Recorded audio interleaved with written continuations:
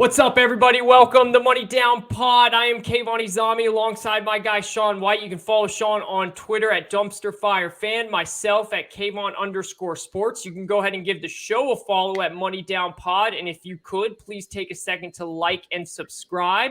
89 episodes in, and we are off and running. This is a little mix video here, a mixed pod here, where we're going to do half NFL talk, half college talk, and then starting next week, we'll be able to split it up again where we do one full NFL and one full college, and then have our picks pod later in the week as well. But this one's going to be special, and we're going to bring it all together. We're going to start with Thursday Night Football. Sean, how are you doing, man? What's going on with you? I know you and your wife had your anniversary, so congrats on that. And, if you want to get us kicked off with tell us how you're doing and get us kicked off with the unfortunate thing that happened on Thursday night with Tua. Yeah, doing pretty well. Me and my wife had a 3-year anniversary on Wednesday. Didn't even see her. She's at the beach. I had to work this week, so we're going to celebrate this weekend. But we did get a house last week, so that's kind of throwing our timing off a little bit too with the pod and everything. We did close on a house. This is one of my last nights up at my mom's hanging out, so I'll probably be in the new house here next week doing some podcasts. But yeah. From happy stuff going with me to unfortunate stuff, that Tua injury was pretty devastating. I know you weren't watching live at the time, but I texted you. I was like, man, Tua got rocked, bro. Like, he got absolutely destroyed on that play.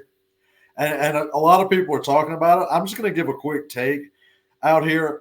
I think a lot of people on Twitter is getting hyperbolic about this, man. Like, sue the league, never play for the Dolphins again. Like, obviously – something might have been a little shady with the concussion protocol, but the NFL is all over this concussion stuff, man. So the NFL doctor had to clear him.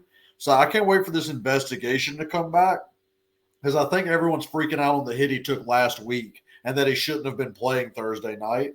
But I'm telling you, man, to pass these protocols, it's a hard step. The NFL got sued hard for that 10 years ago, and they lay a hard line when it comes to head injuries. So I'm curious to see what comes out of this concussion little investigation we're going to get on Tua. Mad unfortunate hit, obviously, that he took. Prayers up to him. Hope he comes back. But really, on the whole controversy of it all, I think we're all kind of freaking out a little bit without getting all the facts and details straight. If anything, I think it shows that Miami's just a poorly run organization, which you can tell. Everybody's wanting to dock them more draft picks. They already lost one of them. I think that's kind of where I'm at on this Tua thing. I want to see more information. I'm not going to be one of these Twitter warriors that go out there and just think he should never play again for the team and how dare he put himself in that, because I'm sure Tua was banging the table to play himself. It's a real tough spot. That's just where I'm at on the situation. I'm kind of ready to move on from it because this has been a big talking point all day long. I am too. I hate it for Tua. I hate it because Tua is kind of on this revenge tour, man, of all these people that have just talked crap about him. Like his own organization his own organization at times not wanting him. And he's come out of the gates 3-0, playing amazing. And this has happened to him. This is my whole take on it. And I agree with you. Like the Twitter doctors, like, get off, dude. Like get a life. Like, you shouldn't be commenting on what your thoughts are on this. First of all, Tua is going to play football again, and it's going to be with the Dolphins. Like, that's facts. Like, he will play with the Dolphins again. This is my thing. I understand that he passed protocol, and I do also understand that the NFL protocol has gotten very informative and strong. Like, it used to be weak, but after all the lawsuits and stuff like that, to what you have to do to actually pass a concussion test is a lot. So I get that he passed that. This is my whole thing. I don't think that anybody that takes a hit like that on Sunday should be playing a game on Thursday. If it's a Sunday to Sunday, I'm fine with it. I don't care that he passed protocol. I think that there should be legit rules that if you get hurt on a Sunday game in the head, you cannot play on that Thursday. Sunday to Sunday, that's a whole different story. You get more time. 3 days to get your head back in form to then go and play in 3 days. I think that needs to be outlawed. And I know that's so bold. It's hard to put that into a letter of the law, but there's a way the NFL can do that. You get a head injury, you put it off. You can't play in 3 days. You got to have a certain amount of days to go through the forms and go through everything you have to do before it goes from there. That's my whole take on it. For Tua, I'm sure he was banging the drums, and I'm sure he was pounding the table to say, let's play, because I'm sure he wanted to play because he's in a contract year pretty much, and he needed to. I hate it for him, man. I hate it for him. What do you think that this does for the Dolphins moving forward? I don't think he'll play next week, even just because of the backlash. I don't see him playing next week. I do see him playing in 2 weeks probably. We'll have to see. But just right now for the Dolphins, they start out hot. Are you worried about them? I got to plug my Mac in before it dies. So pick that up real quick. All right. Yeah. So I'm actually not too worried about the Dolphins. I actually think they played pretty well considering all that happened. I mean, you see a teammate go down like that. You see how they played. I mean, their defense was out there forever against the Bills, and they actually held the Bengals down pretty well, which we're going to get into the Bengals after this. But that was the effort the Dolphins came out and put on there. And to be honest, Tua didn't look all that great to start with. And I mean, that's bad to say with the whole concussion thing. But before the concussion, he was kind of throwing some errant passes and everything like that. And everyone would then be like, well, he was woozy from the last week. But we got to judge how he played. He didn't play all that well. But I think they'll be solid. They'll be a playoff team, in my opinion, a wild card team. I don't think they beat the Bills for the division. But I think they're actually pretty solid as long as Tua can come back healthy. And I do agree. I think he's probably out next week, especially if that's like a back-to-back concussion thing. Again, we need to hear what the medicals are coming out on that. I did want to expand right quick. Your whole 4-day rule on the whole Thursday thing, love that idea. Because to be honest, when most players get a concussion on Sunday, they usually don't get cleared until Friday or Saturday when we're looking at the injury report anyway. So I do actually kind of like that rule. It really shouldn't be that hard to enforce. But the Dolphins moving forward, they're going to be fine, man, because those weapons on the outside are so good. Tua was moving the ball up and down just by throwing it just quick passes. Waddle and Hill does what they need to do. I actually kind of like the Dolphins moving forward as a playoff team. I don't really know if we're going to get a good read on if Tua is a top 10 quarterback or anything like that, but I do think the Dolphins are a solid built team, and I think McDaniel knows how to call a game that can benefit a team like that that's built the way they are. Completely agree about McDaniels, which we'll get into here. I agree. I'm very impressed with the Dolphins' defense. I think that defense has looked much better than I thought. They've got some good pieces on there. I know their defense has been the bread and butter the last couple years. I just thought it was going to take a step back and it was going to be the offense, but the defense has looked great.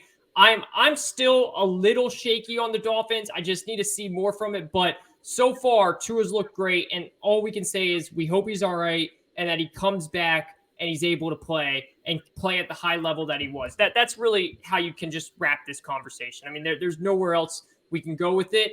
I'm sure a bunch of people are tired of hearing and talking about this anyways. And for those out there that are making all these bold statements, just stop. Like just let the man recover and we'll see what happens from there. I want to move on to the Bengals here because I have something that has clicked to me the last 2 weeks now.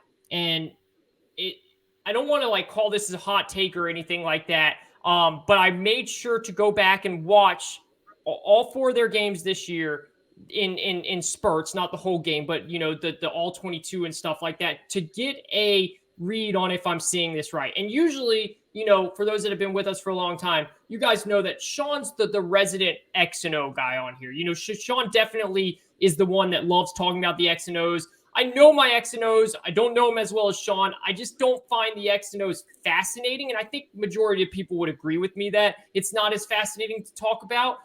But I want to talk about it here. Sean, I think Zac Taylor's a bad football coach. Sean, I think that Zac Taylor, I think that Lou Amarillo, the defensive coordinator for the Bengals, is the heart and soul of that staff. You know that the Bengals have allowed, and I wrote this down to get this right, 15 points in the second half this entire season. That he made, if you date back to the playoffs last year, we talked about it on this pod last year during the postseason run. The adjustments that this guy makes at halftime defensively. The Steelers were blowing them out in the first half. They come back. The Steelers score 3 points in the second half to when they get to overtime. The next week, the Cowboys start out hot, did nothing in the second half.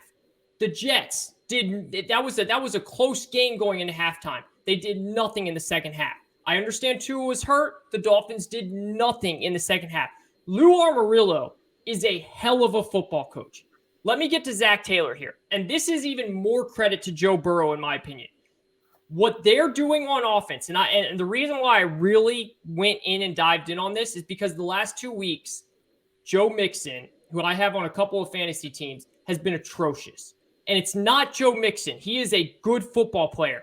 I started to realize, why is it so hard why do they have a running back in Joe Mixon that's averaging 2.3 yards a carry? That should not happen. And I understand the offensive line is bad, but that's where the coaching has to come in, Sean. So I went back and looked at it, and I wrote all this down to make sure that I get it right.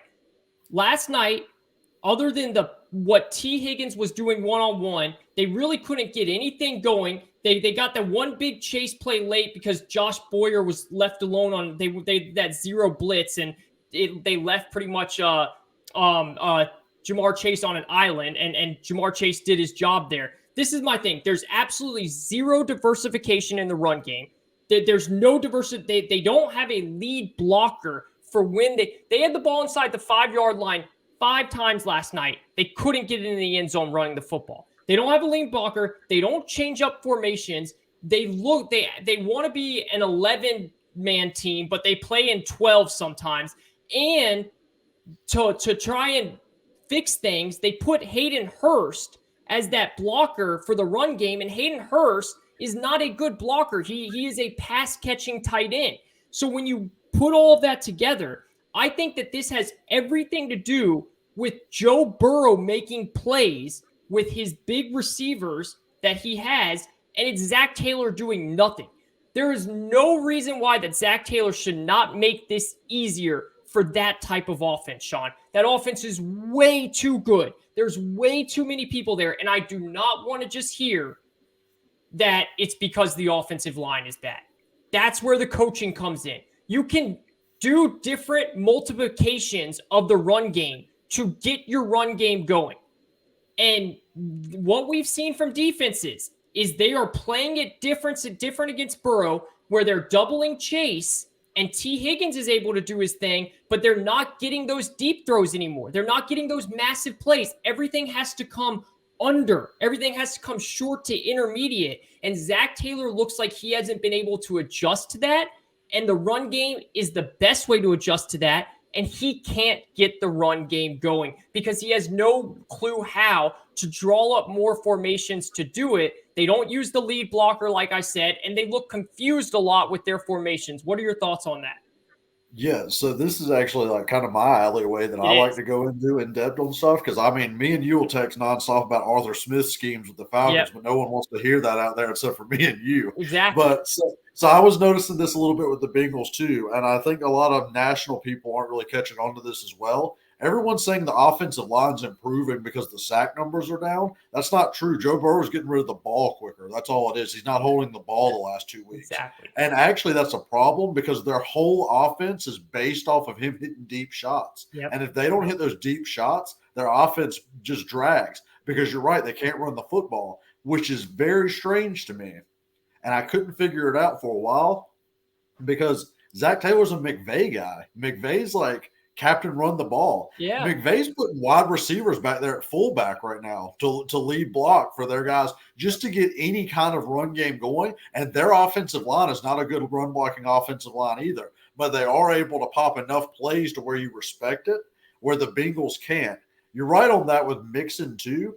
It's kind of strange that they don't just open up holes to him. And they're also never use him in the screen game, which is very strange to me as well. I don't understand why Zac Taylor runs the same run plays constantly. And they also need to stop running on first down so much because that's just an outlawed thing in the NFL. If you look analytically, you need to throw on first down. So they need to get some creativity there. But what you're saying is exactly right. They're doing to Joe Burrow what they did to Patrick Mahomes last year, which is they're putting the 2 high safeties back. They're letting their possession guy, which is T. Higgins. T. Higgins is a stud, by the way. He'd be a number 1 on most any other team. But they're letting him get his, which is fine because he's getting it on like 10 catches. So he's the guy he might pop off a 35-yarder or whatever, but he's not hitting you for 60, for 80 like Chase does. So when they have that over-the-top guy on Chase, that's really draining their offense down. I think Tyler Boyd's taking a little bit of a step back too. I know a lot of people like to throw him in these top receiver categories. he's kind of an older guy. He's not as good in the slot as he used to be, in my opinion, because he's not getting as open as he often was. I think Zac Taylor is just letting their guys play perimeter ball and just being like, my talent's going to outdo you. And that's not how the NFL works all the time. It's great that he has all that talent, but you got to scheme those guys up too. Cooper Kupp, Justin Jefferson. I mean, if you look at my Jags, the way Doug Peterson's been playing, oh my it's God, not like he has state receivers, but Kirk is constantly lined up on linebackers. Why do you think that happens? It's because Doug gets him in that spot on the play call, and Trevor just delivers a ball. That never happens with a Bengals team that has all this talent, and you're right, that's on coaching. So I love that take. I think Zac Taylor is a bit of an underachiever himself. And I know he got to a Super Bowl, so a lot of people wants to push back on that. But that defense really did stand up, and it was a lot of Joe Burrow pulling something out of nothing. And that's not been happening these first few weeks. They might end up being fine, but unless they can get a run game going, I don't see this offense putting up 28, 35 points a week like they were last year. They're going to have to grind it out and play defensive football to win their games. And Joe Burrow's stats and Jamar Chase's stats are going to take a hit. But in reality, it shouldn't be happening because they should be able to scheme these guys open a lot better than they are instead of relying on ISO routes from these three guys. One other thing, C.J. Uzomah is a bit underrated as a blocker. That Hayden Hurst switch, everybody was like, oh, they just picked up Hayden Hurst. Like, it's not going to matter. It's actually killing them in the run game because it's killing them. They like to run 11 a lot, and not having that tight end block very well is just destroying them right now. Because Uzomah, he broke into the league as a blocker, so the receiving didn't come until Joe Burrow got there anyway. That's actually kind of killing them a little bit. Hayden Hurst got to do a better job blocking. They're going to have to get a blocking tight end out there.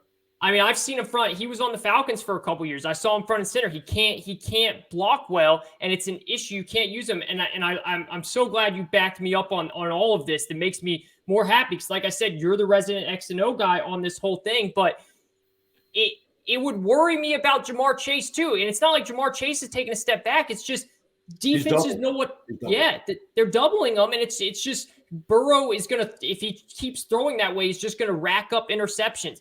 I would, if I'm a Bengals fan, if they end up losing Lou Amarillo, and please forgive me if I'm pronouncing, he's Italian. His name's kind of hard. I think I'm pronouncing his last name right. But if they lose him to a head coaching position, which he needs to start getting interviews for, if they do, they might be in trouble defensively. They've got some studs back there defensively. But dude, Sean, and I'm not trying to be hyperbolic. I'm very impressed with this guy. We raved about him in the postseason last year. He has picked up right where they left off. He is an awesome in-game coordinator. Yeah, he is. And the adjustments he makes at halftime is just what's crazy about it. And everyone likes to bust on Eli Apple all the time, but he covers that up pretty well if that's the case. Eli Apple covers solid enough for half the game, and then the rest is schemed up. But, I mean, the one thing I worry about the Bengals is if they do lose a guy like that, it's not like they're playing out there with big-time pieces. I mean, Trey Hendrickson's a beast, and they're paying him a lot, but they're not going to pay Jesse Bates. They drafted Dax Hill for that. And their middle linebacker is solid. It's Wilson. I was blanking on his name for a second, but Wilson's a tackle machine. They're going to have to actually pay some of these people. That's what concerns me most about Cincinnati and this whole Super Bowl window that they're going for. If they lose their D coordinator, I don't really see the Hunts paying Joe Burrow, Jamar Chase. I mean, is T. Higgins going to get money? Because if they pay T. Higgins and Jamar Chase at the same time with Burrow, I don't see how you're going to be able to put a defense out there like that because they don't reach deep in their pockets for anything in Cincinnati. They're not really one of those cash-rich teams that can throw a big signing bonuses around too. That's my biggest concern with the Bengals. I think they can figure it out in the short term. Zac Taylor's just got to get in his bag. But I worry about the long-term thing with the whole losing a potential defensive coordinator to a head coaching job and losing a lot of players to an ownership that doesn't like to pay people very much. Yep, no doubt about it. And just to wrap it up, man, if it wasn't for that big touchdown by T. Higgins, I mean, they were trailing going into the fourth quarter. The Dolphins were right there even with Tua out. If it wasn't for that touchdown by T. Higgins, it was all just you're moving the sticks, but nothing big. And against a team like Baltimore, against a team like Buffalo, I don't know if that's going to work. The big plays they had against Baltimore and Buffalo, that's what works last year. Kansas City, I don't know if that's going to work this year. Let's move on to a coach here that has not started off well. And I kind of went on this whole rant about him in the offseason when he got fired. You can go back and watch it if you want. It's one of our episodes in the summer. And I just kind of went on this point of why should the Raiders fans be happy about Josh McDaniels? What has Josh McDaniels shown us as a head coach that he knows anything of what he's doing? Offensive coordinator, great. In Belichick's scheme, in Belichick's system, he was phenomenal. And you're seeing the Patriots are missing him big time. I am not taking away from his offensive mind. It's genius. But his ability to lead a team, which is so underrated when we talk about head coaches.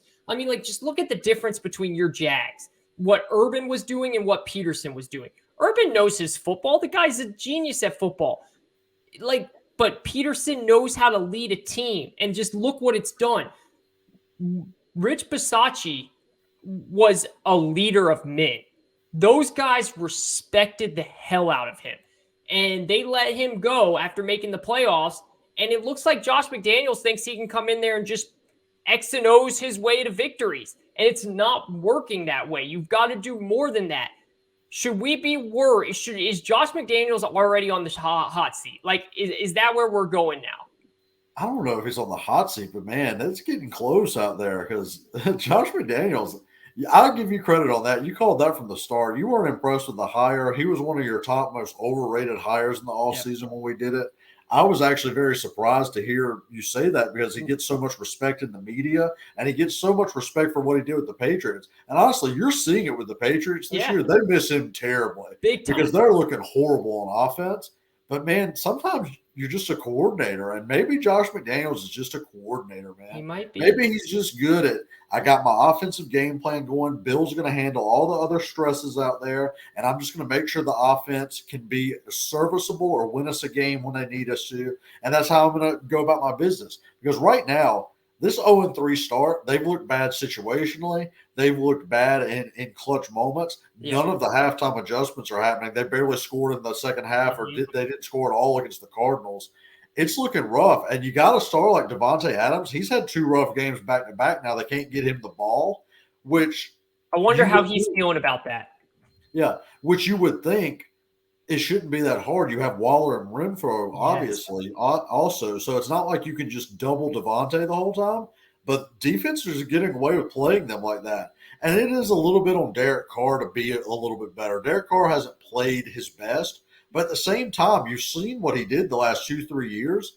McDaniels has got to implement a game plan that plays to those strengths as well. And I'm not seeing that out of him, which I think is very strange after watching him basically scheme up Cam Newton and Mac Jones to victory each week based on whoever they were playing. It's a very strange time in Vegas. He's already having to meet with Mark Davis out there, the owner, after a 3-game losing streak to start the season. And this week against the Broncos is going to be pivotal. We might have the most inept coaching in this Broncos-Raiders game this Sunday from both sides that we've seen in a long time. That's going to be a fun kind of train wreck to watch. Yes. No doubt about that. And it's actually a really crucial game. I mean, if the Raiders go 0-3 and they lose a divisional game, another one after they've already lost to the Chargers, that's it for them, man. They've got to nail them. If they go 0-4, it's done. Yeah, 0-4. Yeah, they've got to win this game. It's a huge game for the Broncos, too, because they just need to look good. I mean, my goodness. Russ needs to stop scaring us with those commercials that he's doing and start just playing good football, man. I mean, please. But I completely – we need to have our eyes set on Vegas and see what's going on there because, again, I know people don't want to regard, the interim coach that they had as some, great head coach, but he knew what he was doing with this team. And to lead him to the playoffs and then fire him, and then this is how you're starting, it's an absolute disaster. There's no other way to put it. Let's tackle 2 more things and let's move on to some college football talk here. I want to talk about the Bills, and then I want to talk about your team's big game this week, and we'll move on to college football. Quickly with the Bills, any concerns at all after what happened? Just a little bit concerned with their close games because they haven't won a close game in a long time. They kind of just knock everyone out, and then if it's close, they lose. It's kind of strange there because they're such a good team. You would think they'd be able to pull some of those out. And year to year, close games usually flip back and forth. Like the Raiders, I think, were like 7 or 8 and like 1 or 2 last year in close games. Now you see they're already losing games close like that this year. Usually that's more of like a luck situational based thing that really Vegas kind of accounts for in their year to year rankings. The Bills just lose every year close. It's kind of strange. It's so weird. I don't really know what to make of that because I feel like they'll end up winning at some point. But, man, it just is a juggernaut knockout team. If you're not stopping Stephon Diggs in the first half, they're just going to avalanche you the whole way. So that's why I'm not too overly concerned with the Bills because they're going to do that for 12 or 13 wins this year, no problem. It's just if they do get in a tight game against a Kansas City or a team that is really making plays against them, you want to see them actually close that out because you're not going to blow everyone out in the playoffs that you play. And for a Super Bowl pick type thing that a lot of people pick the Bills, you kind of need to see to win some close games later on in the season just to prove to themselves that they can do it. No doubt about it. And it makes you start when you start losing close games at this extent, you have to start asking questions. Is it Sean McDermott? Is it a Josh? What is wrong where you're losing this many close games? That's the only question that should be asked here. They have every piece of talent in the world. I mean, I'm not concerned with it. Like you just talked about, Miami might just be a much better team than a lot of us thought. But this is a huge game this Sunday with Buffalo and Baltimore. And I'm a little surprised to see, I know Buffalo's good. I'm a little surprised to see Baltimore as 3 points underdogs at home. I might be leaning to Baltimore on that one, man. I think it's going to be a great game. I think it's going to be a fun game, and I think it's going to be a great fantasy game, too, with how bad Baltimore's defense has looked and with what Lamar's been able to do against every defense. It will be a fun one.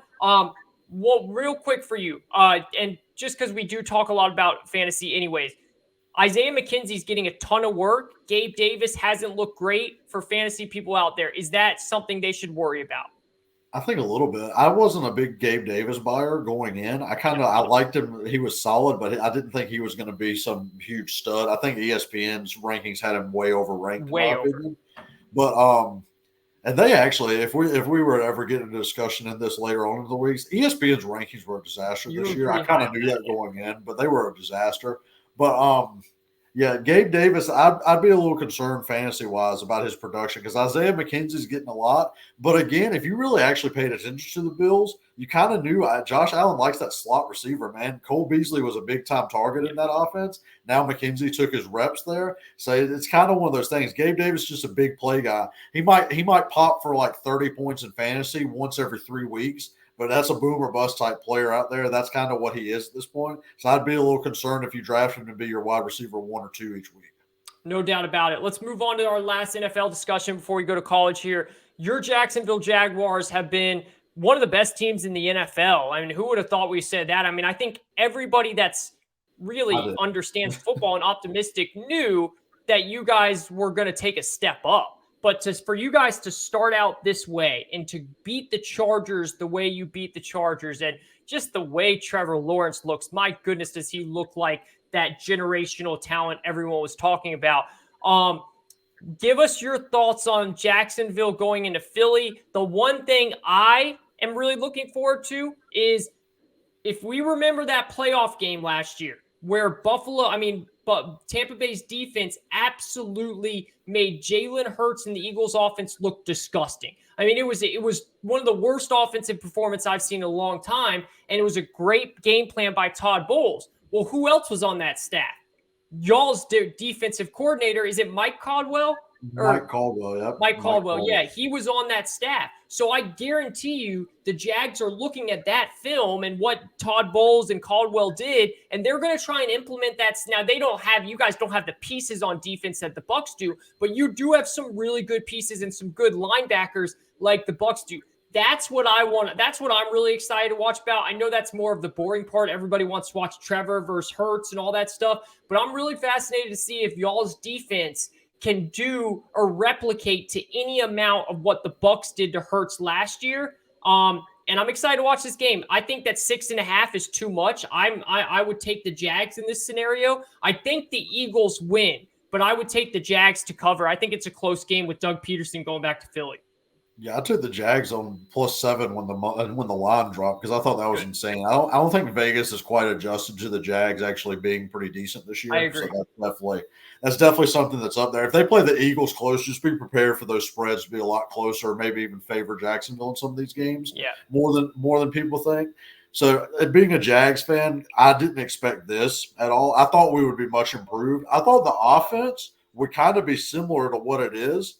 We're not to the point where we barely punt or anything. Like, I mean, we're kicking field goals or touchdowns basically every drive right now. It's kind of crazy. I think we lead the league in points like per drive every time because we go and score most times.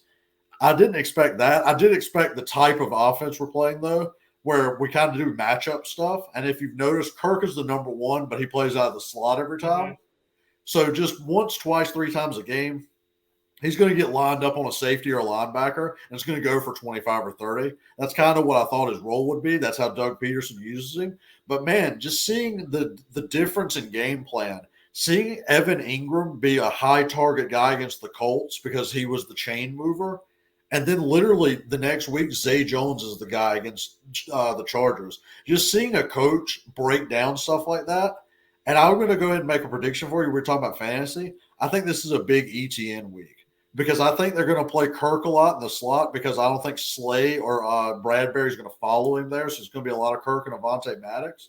I also think they're going to try to get James Robinson and ETN on these linebackers in the screen game. So I think it's going to be a big ETN and James Robinson week. But, man, what you're talking about, the truth is this defense playing this well is just the most shocking thing possible. Mm-hmm. We're playing the Tampa defense. Mike Caldwell was actually in Philly with Doug for 8 years. So it's not just Doug's coming home party. It's Mike Caldwell and Press Taylor. They were all there with him. The way the defense is playing right now, it's a top 5 unit right now. And that's crazy to say.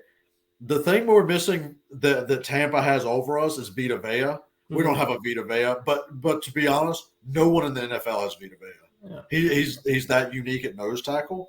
What we do have, though, is 4 linebackers, and I got to give Trent Baalke credit on this. Those 4 linebackers can play. Yeah. Josh Allen's always been able to play, but Trayvon Walker and Devin Lloyd, the way they've came in, they're playing like 2 of the best rookies out there, and your guy Foye Oluokun, dude's a tackling machine out there. So that matchup with that O-line is going to be very fun to watch. I think the Eagles are a very strong team. Jalen Hurts has taken a big step. We talked about him a little bit last week. I think if the Jags can try to make him beat him with his arm, that's what they're going to try to do. And I think it's going to be a tight matchup, decent amount of points scored, but I think it's going to be one of these like better football games of the year. I don't think we're blowing each other out or anything. No. It's going to be a nice matchup. People are kind of sleeping on it because the Jags came out of nowhere. But this Jags-Eagles matchup is going to be fun this weekend. I think it's going to be a close one. Might be like the second best game of the weekend behind Buffalo and Baltimore. I mean, it really, I think, is up there with that type of environment, which is just crazy to say. And I'm happy for you and your Jags, man. It's super fun to watch. And let me just put this out there too. My God, does Urban Meyer need to get back into football? Because is there anybody in football that looks worse than Urban Meyer right now? I mean, I understand you guys made some moves in the draft and free agency. You didn't make enough moves to make this big of a switch.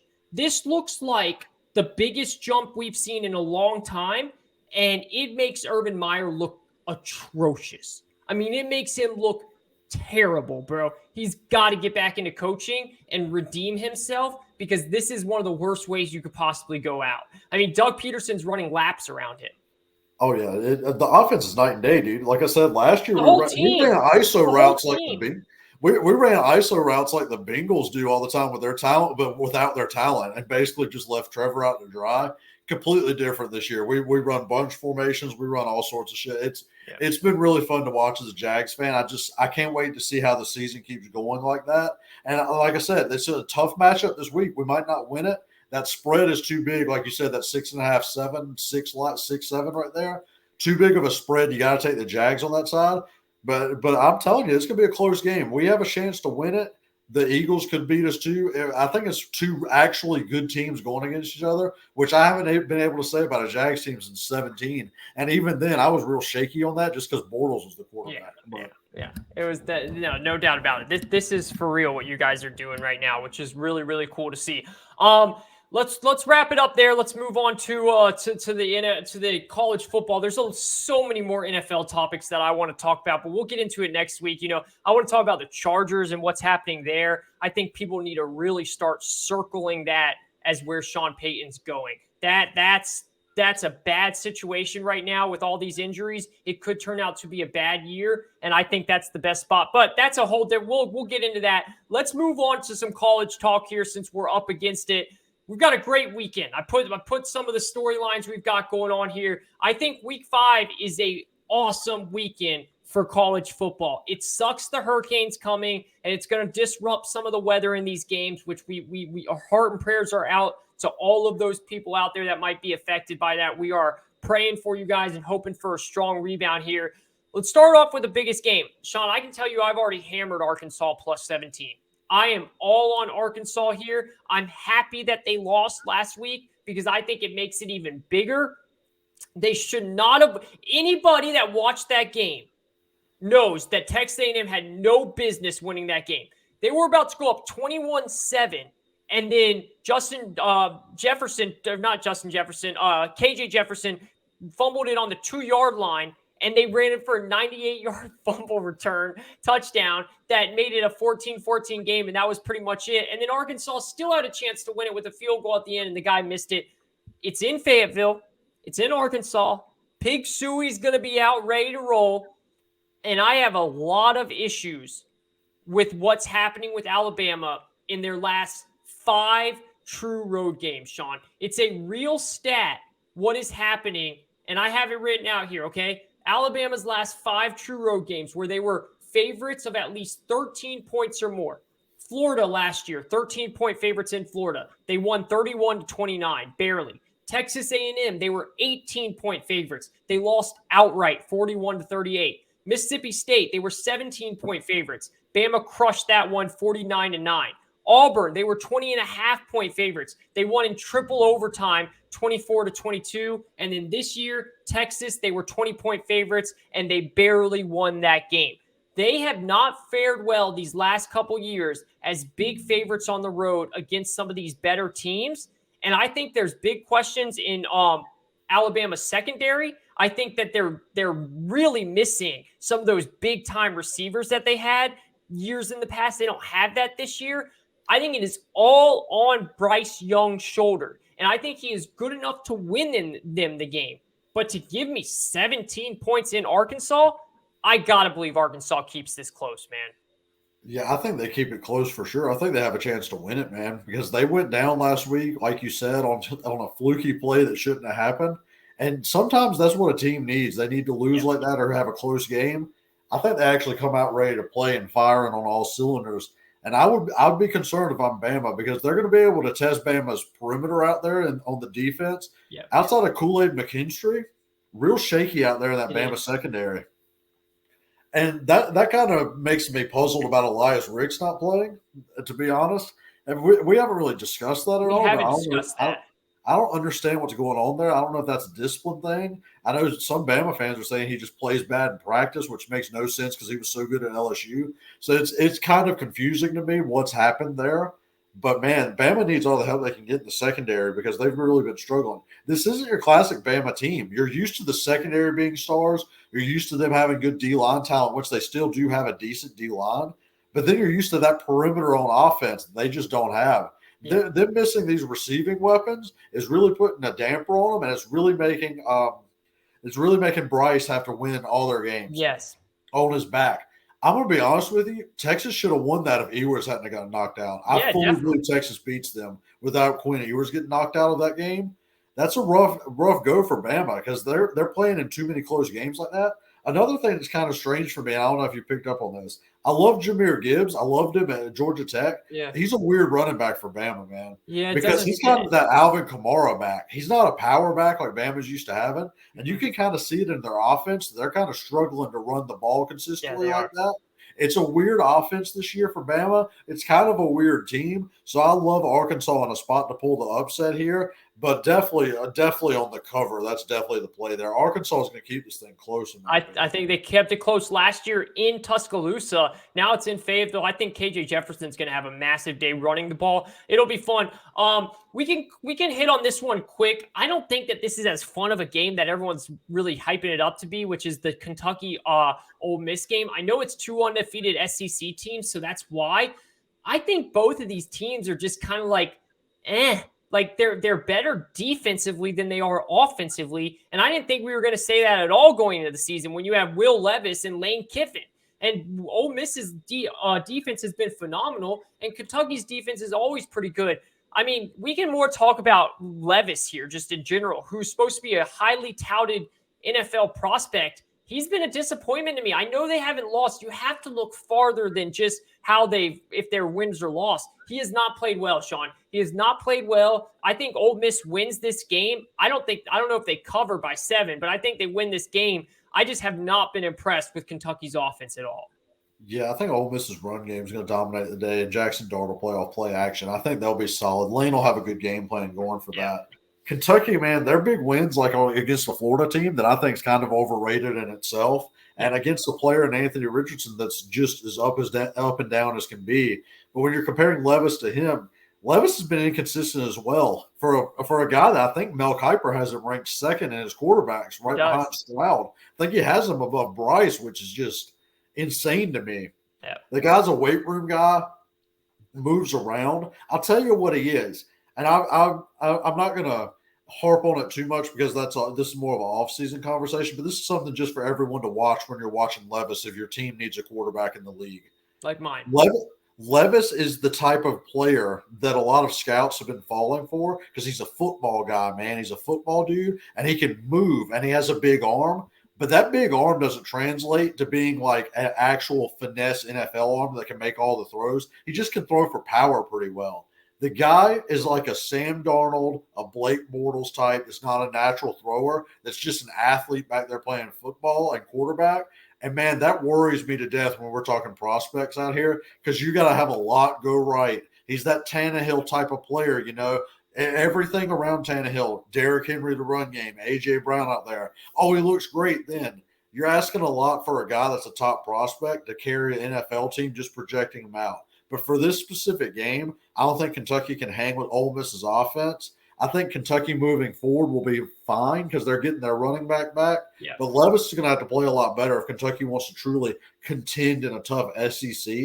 He's been too inconsistent for me this year. Yeah, I think that's a really, really good point about just the football guy and how scouts and executives love that. I think that's a phenomenal point, and I think you're spot on. And he's going to go high in the draft, and he might end up coming to my team. Hey, Blake Bortles, Sam Darnold both went 3. It wouldn't shock me if he goes 3, and he's kind of the same career. I'm telling you. I think you might be ahead of something on this one. We will definitely see. Let's go to a game that's going to be really, really fun in Clemson. Hopefully the weather holds up. Hopefully things are well. It's college game day. There's a lot of state fans around our area, Sean, that are super hyped about this game. They beat Clemson last year. Clemson had a really down year, and they barely beat it in overtime still, but they won. They won, and it was a huge moment for State's program. Can they do it again? I don't think so. I think Clemson wins this game, and I think that because of the weather, it's going to stay close. I wouldn't be surprised if Clemson blows them out. I think that if the weather was not bad, I think Clemson would blow them out. The only thing that worries me about Clemson is they have some serious injuries in their defensive backs. The defensive backs that played against, and I haven't looked at this, my bad, I should have looked this. I don't know if they're getting them back yet for this game, but the guys that played against Wake Forest, those are not normal Clemson defensive backs. Those were their backups. And Sam Hartman, by the way, is a awesome college quarterback. He will torch any defense. I'm not even killed. He might torch Georgia's defense at this point. That guy is such a good college quarterback. Their wide receivers are some of the best in the ACC. NC State does not have those type of wide receivers. NC State does have a better run game than Wake Forest, but Clemson's phenomenal against the run. Devin Leary's going to have a Sam Hartman type performance, and I don't think Devin Leary's up for that. And I think DJU, this wasn't just a one-game fluke and we go back to what he was last year. I think DJU's back, man. I think he needed that game. I really did. And I was so happy to see him have that game. And, dude, he put some balls where only he had to put it or it's getting picked off.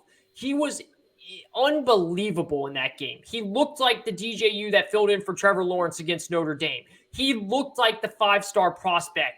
And if he can build on that against this defense, which is way better than Wake Forest, way better, then Clemson might have some serious thing going on their hands here and might be able to make a real run this year to win the whole thing if he's able to play. I just think that Clemson has too much firepower. Again, I worry about Clemson's defense in the secondary. I just don't think Devin Leary is going to be able to take advantage of that. I like Leary. I just don't think he's going to be able to take advantage of it. I don't think he has the weapons that Hartman has. And I think DJU has something going here. I think he keeps it rolling. What do you think? Yeah, I'm completely the same on that. And I feel bad because my aunt has season tickets. She goes. I know a lot of people. My girlfriend's parents have season tickets. Yeah. I know. Yeah, y'all are out there all the time. Yeah. Real tough for State fans. They're a very passionate fan base. But listen, y'all pulled that upset last year. It ain't happening this year. I promise you that. Because last year DJU wasn't playing like this. Now Uiagalele's back to what we thought he could be. I believe he's going to be all the way back to that. I think he's going to start stringing some performances together because we talked about it before. We thought it was a confidence issue. And I think he's kind of got some of that confidence, some of that swagger back. Yeah. A lot of the wide receivers are starting to ball a little more. You see Shipley getting the run game going a lot more. So I like where Clemson's at on offense. The thing is, you're right, that Hurricane's saving NC State right now because I think they would get blown out of the water. Because number one, they're going to take it seriously. But number two, this defense on Clemson is legit, and they ain't going to like what happened with Wake Forest. They're going to take this very personally. What you're saying, too, about the secondary makes sense, but here's why they got torched. Wake Forest's receivers, number one, are very good, but number two, the strength of Clemson's that pass rush and that D-line, that long mesh that Wake Forest runs, it's a killer for the pass rush, man. Yeah. It's too much decisions to have to make, you know. Having the ends come up, the long mesh, it really neutralized what Clemson's best at. NC State doesn't have that in their bag. I think the pass rush is going to run wild on them all over that NC State offensive line. And you're right, NC State doesn't have the playmakers outside. I don't think they can hang tough with the Clemson team that I think starting to hit on the cylinders they need to hit on to be a national championship contender like we had them in our original Final Four picks. I like Clemson big, and I'd like them even bigger if it wasn't for the Hurricane. Yeah. If anybody just saw that, my dog is laying behind the door whining. So my girlfriend opened the door so she could see that I'm just podcasting in here. But yeah, I'm totally with you on that, man. 100%. I just think that your point about what Clemson's defense is going to do after a game like that, when you have a good defense and a good coach like that, man, those type of games you take personal. Not to go off on a tangent here, but I'm really interested to see what Oklahoma does this week after they let Adrian Martinez torch Brett Venables' defense. Are they going to be able to come out and bounce back against a TCU offense that's really good? So those are the type of storylines I really look forward to. State has to run the ball, and I don't think they're going to be able to, and I think it's going to be tough. And listen, no disrespect, because Syracuse fans and Florida State fans get really mad when you say this, but I think that this is the game for the Atlantic here. I think that Florida State has looked really good, and they're on the come up, and Syracuse has looked good too. But I think Clemson definitely, and then I think State a little bit, even though State could falter, are better than those two teams. And I think that the winner of this is going to clearly win the Atlantic. Do you agree with that? I think Florida State's a lot closer to State than what you're making on that. Okay. But I think they really surprised me. Do you think Florida State can hang with Clemson? I think they can hang with them better than with NC State can. Okay, wow. Cool. I think it'll be a closer game between Florida State and Clemson than this game will be right here. Okay. I think Clemson this year is a matchup nightmare for NC State. And that makes total sense. It's like their worst matchup possible. Give me a minute and a half real quick on Miami. Oh my gosh. This actually should be you, man. You're the one that goes at these programs hard. This should be you that's trashing Miami. The U is not back. It is not back. The U is not back. That's pathetic. And to be fully honest, man, this is kind of what you get with Mario Cristobal. He's a phenomenal recruiter. He will change the culture of the program. He will recruit the hell out of it. He'll have good coaches around him. But every year, he is going to pull out a game that you're just like, what the hell is Oregon, or now what the hell is Miami doing? That's pathetic, man. That is the worst loss that you can do. I mean, like, Texas losing to Texas Tech is really bad too after how great they've looked, but they don't have Ewers, and at least it's Texas Tech.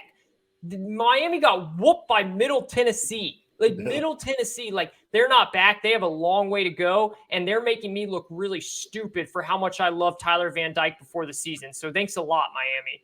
Yeah, one thing on Van Dyke I did want to get to, because we talked about it before the pod. I actually think Cristobal does him no favors, because Cristobal actually made Justin Herbert look kind of pedestrian every now and then. Great point. So that's just the offense, in my opinion. I did hear on one podcast they were talking about Lombardi with Herbert, and Herbert was throwing like short stick routes every time.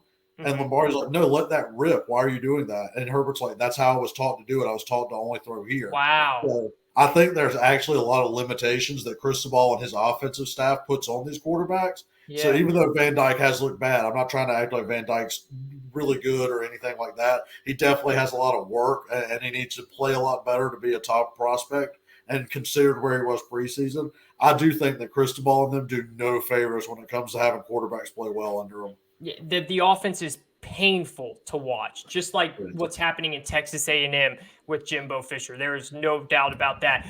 This is the Money Down Pod. Thank you so much for tuning into the show. A little mix of college football and NFL. Sean and I will be back next week at our normal schedule. NFL show, college show, pick show, all of that stuff. A lot of things going on right now, but thank you so much for sticking with us, for tuning in.